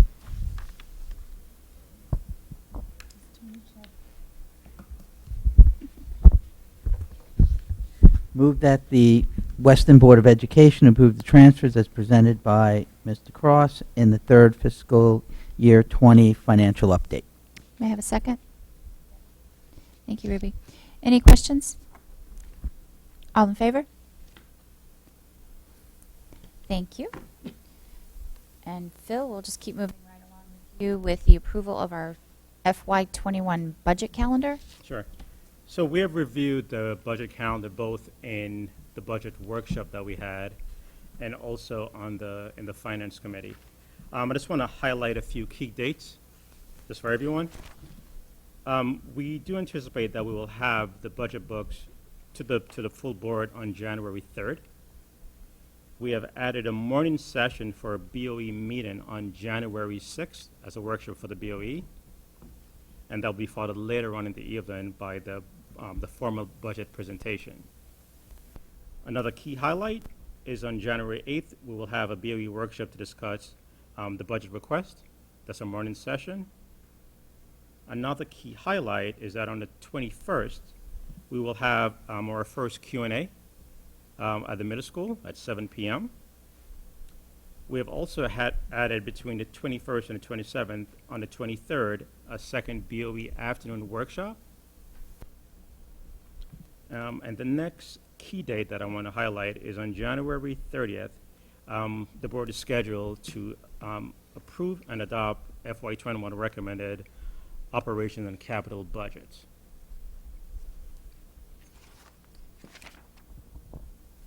And then after that, we will we plan to forward the Board of Ed budget, FY21 budget, to the selectmen. And the items are in red. We just have to get the updated dates from the town. Correct. I'm sorry, So, Gina. yeah, I just And I wanna do make it clear. believe that was voted on today, so we will update this information and forward it on. You had a question, Hillary? I just had a question. How do you vet this with the Board of Finance? I'm sorry, Do you vet your timeline with the Board of Finance? We let the Board of Finance know about all of our meetings that are happening in January, and we invite them to come into those meetings if they so choose. The month of January is essentially the time for us to work with our budget. We will be actively reaching out to the Board of Finance, to ask for overall global guidance as far as the town of Weston's finances.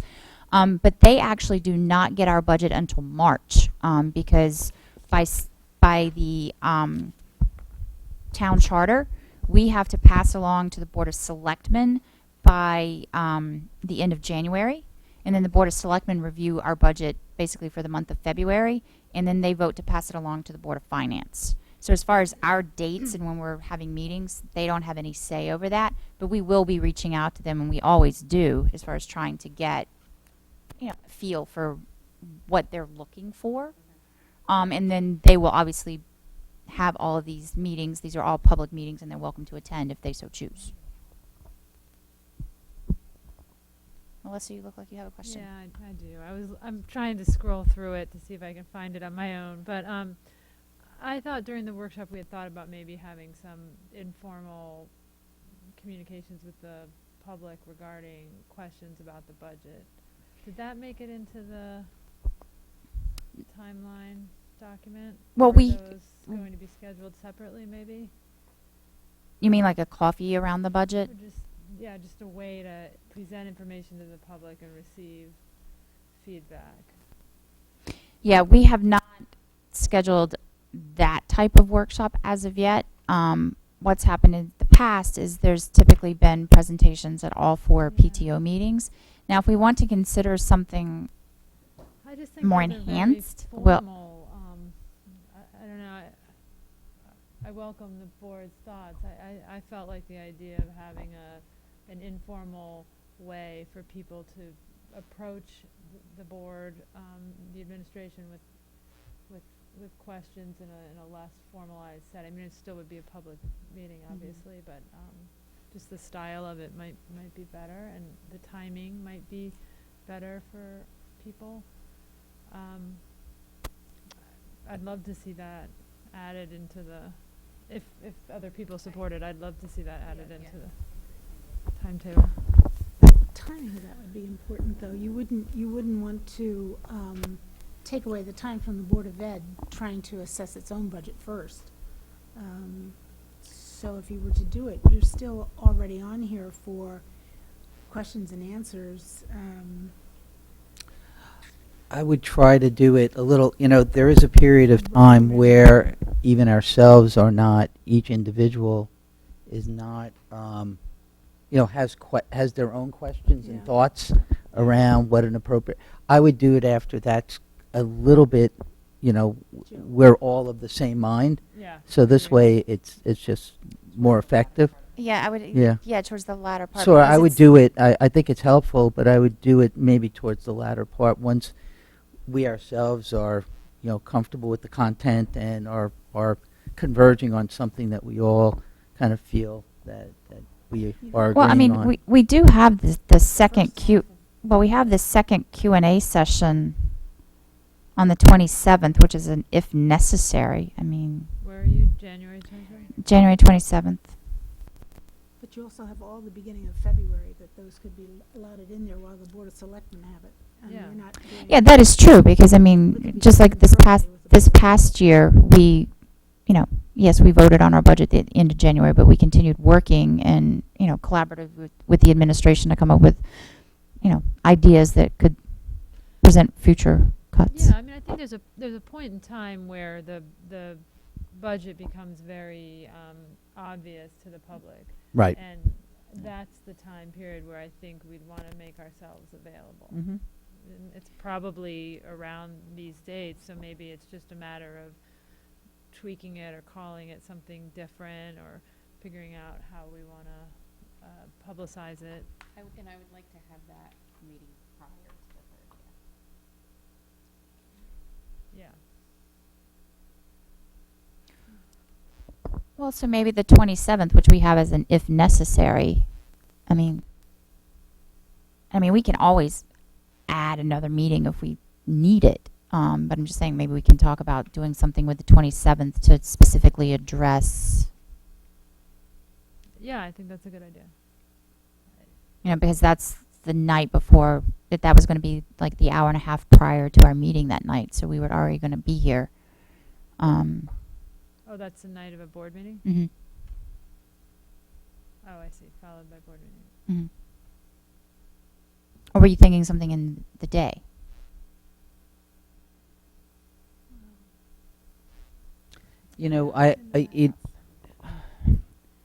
The Q&As are really for, They're us. We would have to change the structure of that meeting. well, they're us, but there's it's a public meeting. Mhm. So really, anyone is, Well, but Well- it's public comment for them. right. That's what they're talking about. Like our meetings, it's us conducting our business in public. It's not us interacting with Yeah. the public. Yeah, that's true. That's true. That's a distinction. Yeah, I think it would have to be before, if we're going to use that date that's on the calendar, it would have to be something before, publicized as something different, and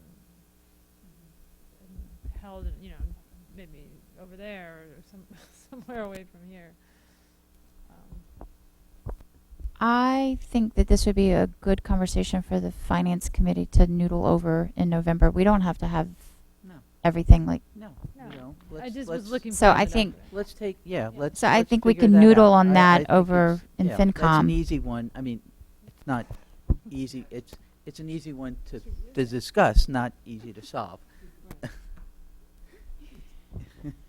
So with that one particular item to be for further discussion, I still would like to go ahead and approve our budget dates because we do communicate those to the rest of the town, and we do use that as a structure for the administration to plan their workflow. So with that, could I have a motion? I mean, do we have to, is there any reason we can't delay it to the next meeting? But, I would rather approve, and then we can bring it back again if we need to. okay. Just so we can, because they need to get working, and they need to know the time, Okay. the greater time pressures of the earlier part of the month, which I think we're all in pretty deep consensus that those are good. What we're talking about is something tweaking in the latter part of the month. So Okay. I would like to get where we are approved, Okay. knowing that we may tweak something, but. Motion, please. Move that the Weston Board of Education approve the fiscal year 21 budget calendar. May I have a second? Thank you, Ruby. All in favor? Okay. Thank you. And then the budget assumptions for this year?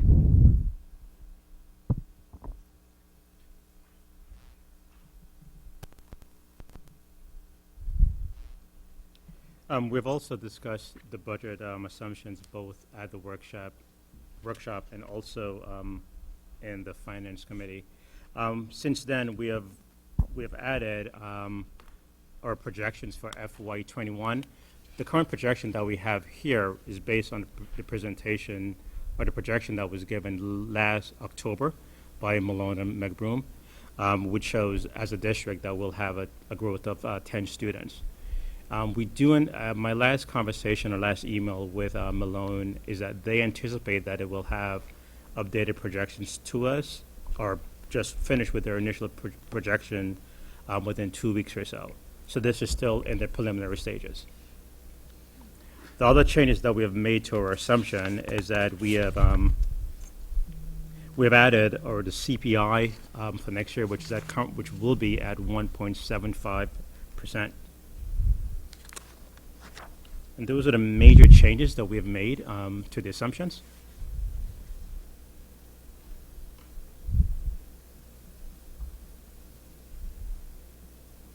You'll be able to include the WTA information as done. That's correct. So, and as that would just leave the other union, which is set to start in the springtime.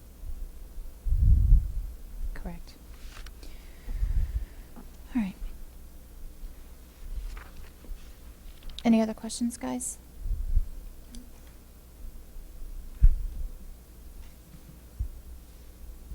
Could I have a motion, please? Move that the Weston Board of Education approve the fiscal year 21 operating budget assumptions. Second. Second. Thank you, Tony. I just, as a matter of point, since we know that we're going to be getting updated Malone and McBroom that we will be using. Correct. Maybe just provide an updated version of that when it's available. Will do. All right, thank you. All right. All in favor? Thank you. All right, approval of the FY21 capital budget. So, as you guys will see, we don't have motion language in here. Just for some background for some of our newer board members, years ago the town had a capital committee that would meet in usually December, and projects would be reviewed by a committee, and that committee could decide to block projects or not before other boards had an opportunity to actually say, this is a project we want to do. So the capital committee was eliminated last year. We proceeded with moving our capital projects through the budget process, and then in May, everybody was like, oh, wait a minute. We haven't reviewed these projects. We haven't determined, you know, what projects the building committee is being involved in, who's doing what. So we're scrambling in May, working with Board of Selectmen, Board of Finance, and the building committee to figure out a new process. A tweak that we're now working on, there's still not going to be a capital committee. We will still approve which projects we want to approve, but in an effort to try to have collaboration with other boards sooner in the process, we are going to essentially tonight approve these projects to move into the town process, whereby we will actively start working with the Board of Selectmen and the building committee to see which projects they need to be involved in, which projects we're going to maintain sole ownership on, so that there can be a greater level of detail and development of the projects prior to the actual capital vote that happens in April at the ATBM, and then in early May when we have the referendum. So we will be voting tonight to put these projects forward into that process, and then final vote on them as a board in January as part of our official budget. Gina, what's going to be the process to decide who takes the lead? How is that going to work? This past spring, it was the Board of Ed chair, the Board of Selectmen, First Selectman, and Board of Finance chair sat down and made the decision. But then I was like, the building committee really didn't have a say. It appeared we were going to sit down, the three of us, and do that again. But now they kind of want us just to start working directly with the building committee. This past summer, while it was a little bit of a late start in the process, the projects were very collaborative, dealing with the repair at Hurlbutt that took place over the summer, some roofing work at the high school. So what they're wanting, what the hope is, we'll push these forward into the town process, and then we will work collaboratively with the building committee to determine which projects they are going to take a lead on and which ones would stay in-house with us. And then I'll just have to report back and on those conversations as they're happening. We're still developing what this process is. It's an evolution.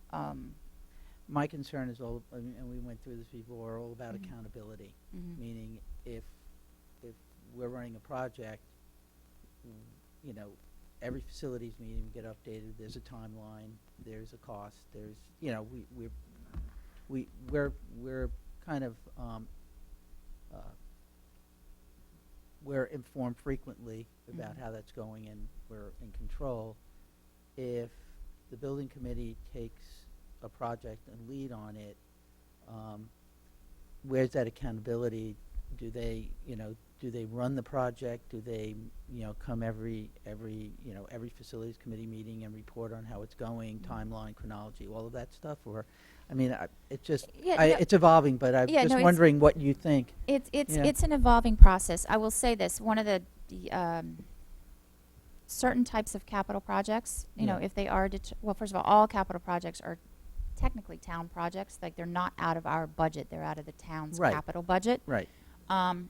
If it is a true construction project, that is a building committee town project, and there would be reports coming to us. Some of the projects we've been dealing with lately, surrounding, the repair of the boiler and systems at Hurlbut and some of the air conditioning repairs, those are the ones where it's getting a little bit, they have expertise. We recognize that. We want to build off of that. But then that, who's responsible for exactly which pieces? And those are some of the questions that we're still there are those, there are those projects that really, they don't intersect with the day-to-day running and the environment in the school, and you have to actually navigate a lot of different dimensions while the project is going on. Right. And then there are those projects which are projects that you do on-off times. They are kind of a little bit, apart. They don't really affect the day-to-day and so forth. And those are different types of projects. I guess that's how we're looking at a little bit, or yeah. I mean, that's a lot of it.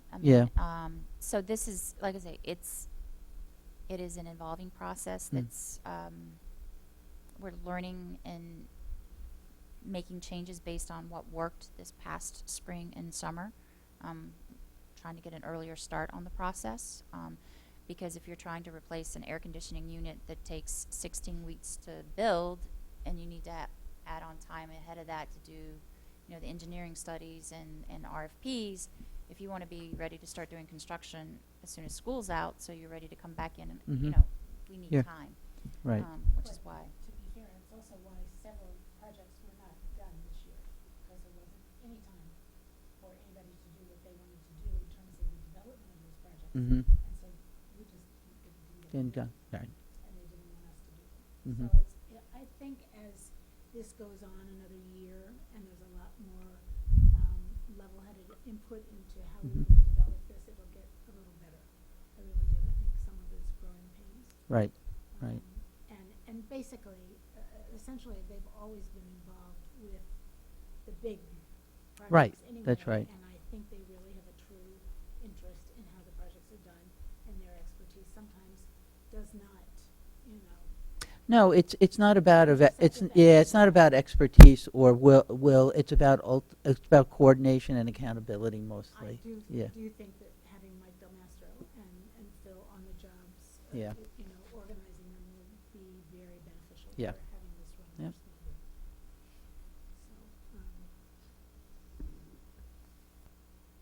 So, All right. So Ellen, I'm going to ask you to. yeah. So, I think we want to move to approve the proposed multi-year capital budget as developed by the Board of Education, and move it on to the town process, understanding that there'll be, changes and improvements as it goes forward. But we're basically taking this, now it's a multi-year budget, and we're moving it forward to the town. I have one question Yeah. before you. Yeah. What happened to the security-related capital? Oh, side? that was this past year, and it was just hanging out because it was. Oh, it was just hanging out there? It was just because there were a few things being cleaned up. Oh, like okay. they were still, like, I don't know if you remember, there were things happening Right, just a couple okay. weeks ago, finishing things up. So that's off the It's off not the list. yeah, it's off the Okay. list. It was a project from Okay. last year's budget or this year's budget that was just being finalized. Okay. So with that motion work? Yes. Everybody? Yes. Unless, Phil, did you have anything you thought we should add to that? Okay. All right. We will get you the exact language. May I have a second, please? Second. Thank you. All in favor? Okay. Thank you.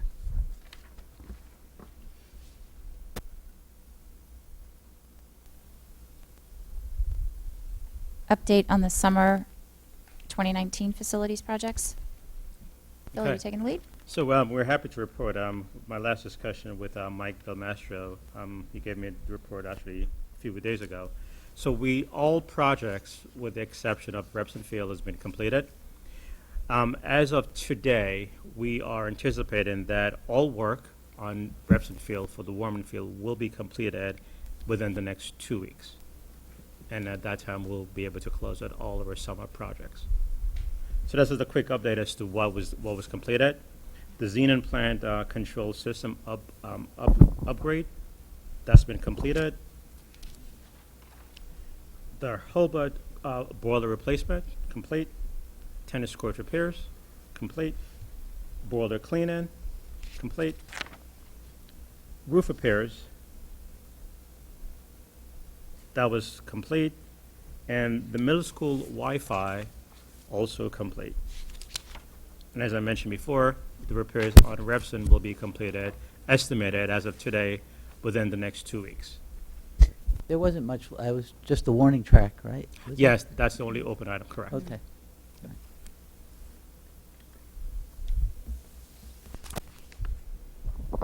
Any questions, board?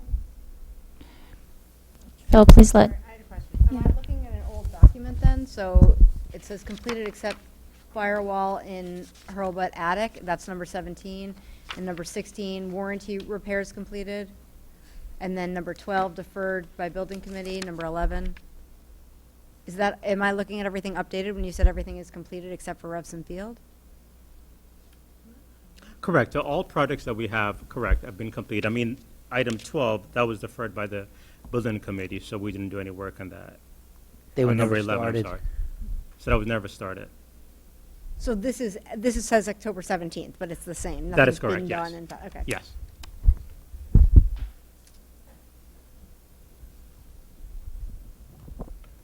Any other questions, guys?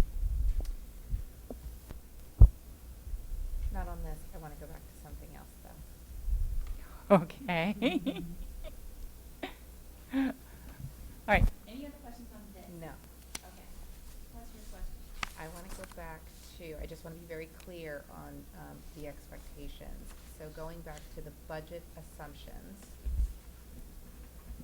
and looking at okay, what is the timeline again that we are going to have updated projections from Malone and McBroom? Well, definitely prior to our November meeting because they are scheduled to do their major presentation to us. So, yes. Okay. So it will be so they will have the information prior to that date. I can guarantee you that because they will be sitting here in November making their official presentation to us. Okay. The motion that was just passed was that they were going to use, the motion was that the Board of Education approve the fiscal 21 operating budget assumptions.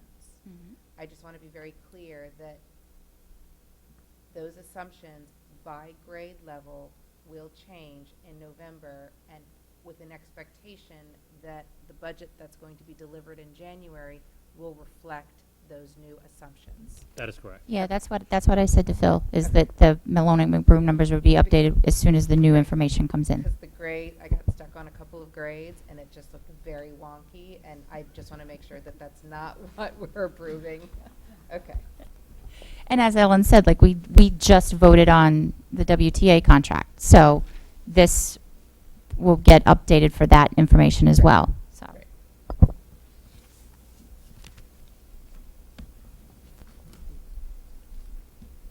Is that it? Yeah. Okay. Old business. So, district update. Are you taking? Do you have anything else to share? Mike and I are going to give the superintendent's report on Bill's behalf. We have 3 items. We will be brief. Mike is going to update you, and these are all related to healthy learning. School climate survey, a district level survey, and parent forum opportunities that we're going to be having. So Mike's going to talk about those in just a second, and then I will wrap up with where we are with initiating the school start and end time discussions. Mike, do you want to? Okay. So, two exciting announcements. Just have to make this big enough so I can see it.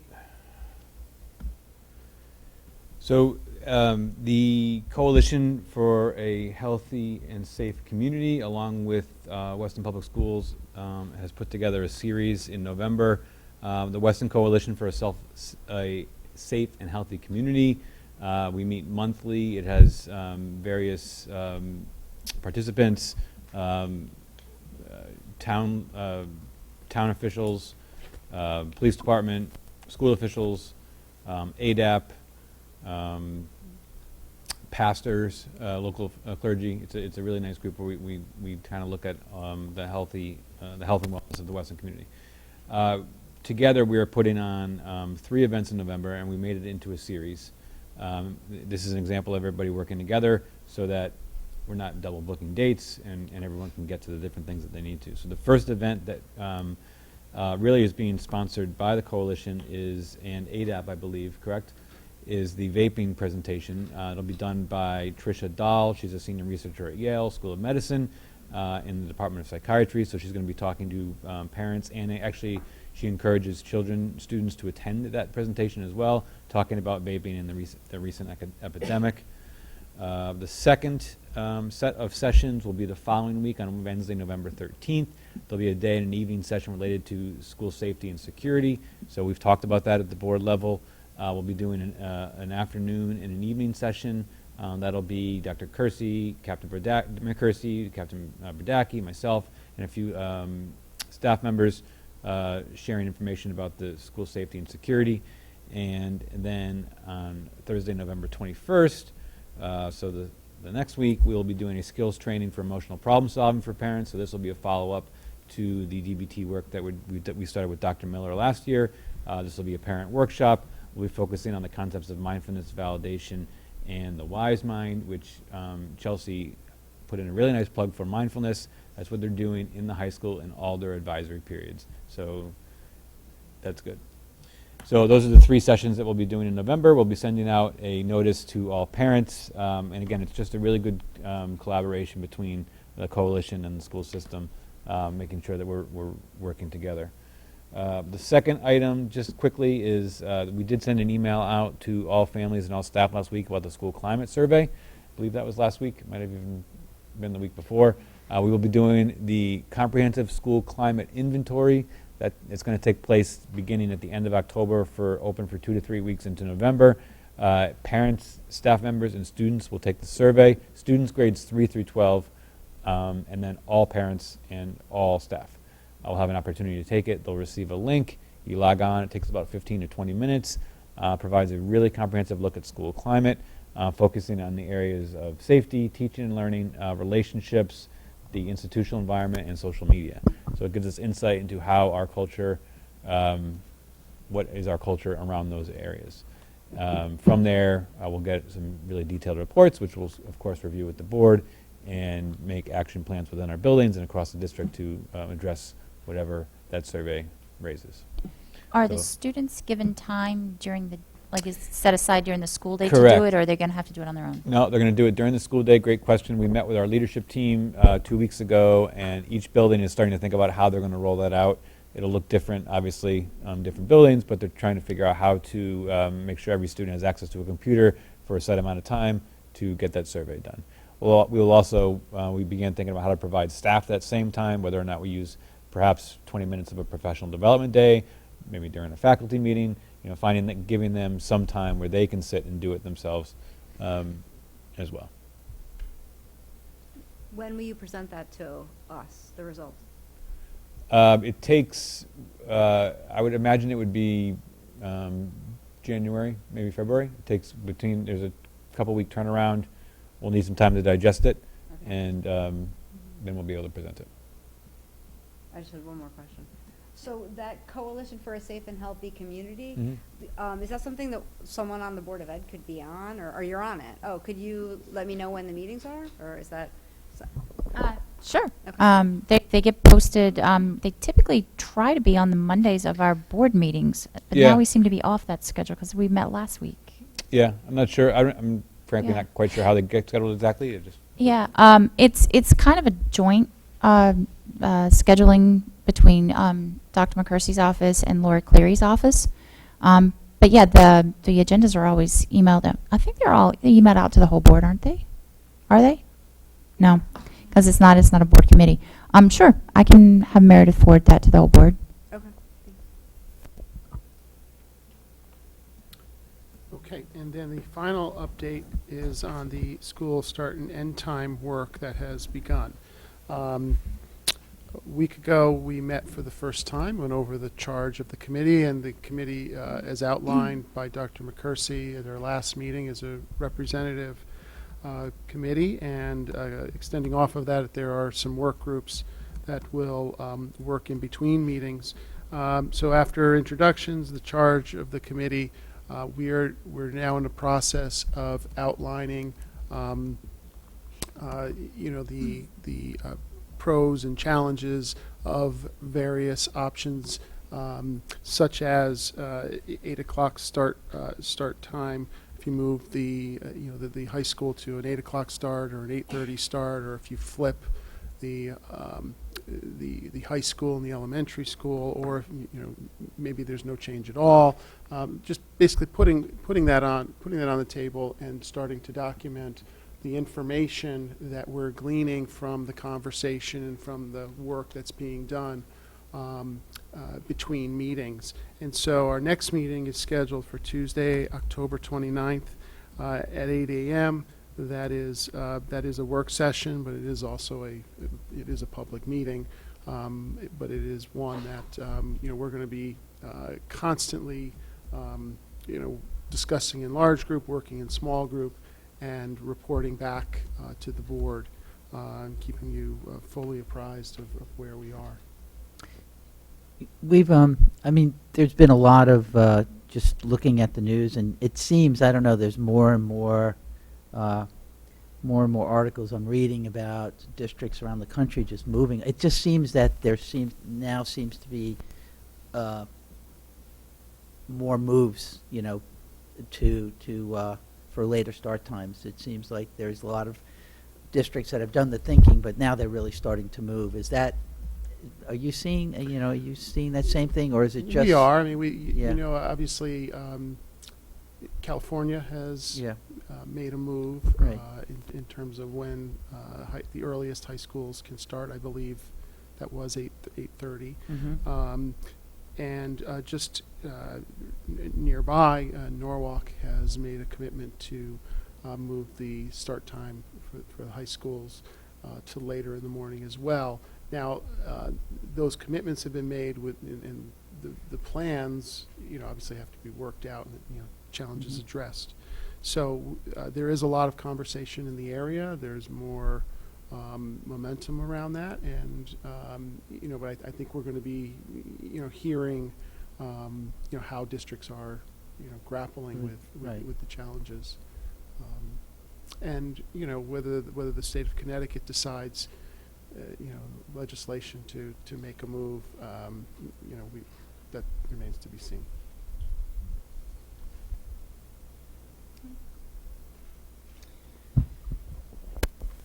So going quickly through our committees, actually, I think Michelle Schaefer did a good job of talking about what's going on in communications within the website.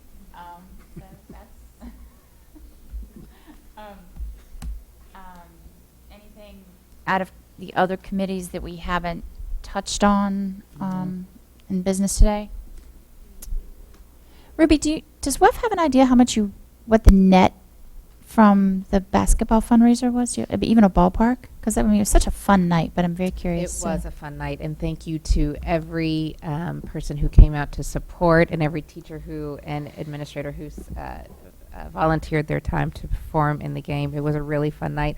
I don't want to say so anything, only Okay. because I don't know if all expenses have come Okay. through yet. That's fair. And so once I have that number, I will absolutely share with the group. That's very fair. It was a wonderful night. It was a lot of fun. Principals reports. We are now on an every other month basis. So this month they will be coming out because we didn't do September. So this month, yes. Yes. So for members of the public, with the principals, with everything that's been going on, we've streamlined their reporting. So instead of doing a monthly report, it's coming out every other month. So be on the lookout for principals' reports coming up. And if you have younger kids, take a look at what the other schools are doing. It's a lot of great information that you have to look forward to. Our next regular meeting is scheduled for November 18th. As you heard earlier tonight, two big topics are on that meeting. That meeting tends to go a little long because we have Malone and McBroom here who will be doing our enrollment review. And the other thing is the class statistics for the class of 2019. And that's where we get a really big breakdown. That is actually like the culmination of everything that's done here in this district when you see the success that your graduating class is having. And we are also looking back at that 5-year graduation rate from college. So we're following how our students are doing once they're in college, the success rate. So 2 big reports coming out in November. So it's going to be a hefty agenda that night, guys, just forewarning you. Could we start earlier, knowing that we have a lot on our agenda for that particular evening, just so that we don't talk about heavy-duty stuff at 10:30, 11 o'clock at night? You know what? I don't think it's an issue, but believe it or not, it may just be that changing the start time throws us into a special meeting category. It's one of these little ticky-tacky rules. I just need to double check with Lewis. Just find out. Yeah. Yeah, that'd we be can great. probably start. It just we might be under slightly different rules. I just need to double check that with Lewis. I don't want to. We just might need to be a little flexible. Yeah. Okay. I will. Caveat is, we don't know yet any executive session items that might pop, and I need to just double check with Lewis. I know it seems ticky-tacky, but once we vote on our meeting calendar and it's like a year in advance, when we change anything, it throws us into slightly different. I just need to double check with Lewis. That's all. Great. But we'll do the best we can. Thank you. So with that.